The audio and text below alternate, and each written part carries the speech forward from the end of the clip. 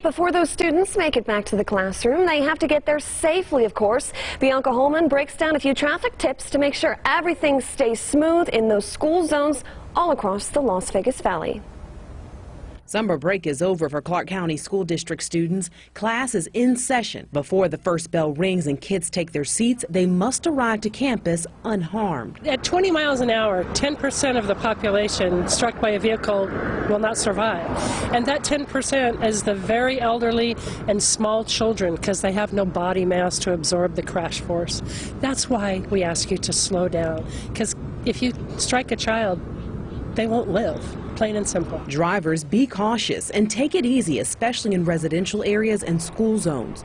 Once you see those yellow and red flashing lights, prepare to stop if you're behind a school bus. This means children will get on or off the bus. If you're in the opposite direction and there's a physical barrier, either grass, concrete, or a guardrail, you can proceed, but still remain on high alert. So far this year, we've had 38 fatalities for pedestrians. So those are just people who are out, walking, riding their bikes. So we just really need to remind everybody to please slow down, pay attention. And to the pedestrians out there also, we always like to stress, use the crosswalks. They're here for a reason. The Red Cross recommends students arrive to the bus stop a little early and stay away from the curb.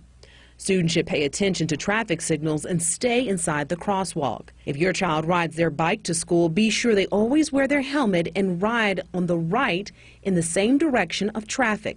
These tips can ensure no young life is taken too soon. Bianca Holman, 8 News Now. And the Red Cross encourages families to create an emergency plan so everyone knows who to contact and where to go if something happens while children are at school and parents are at work.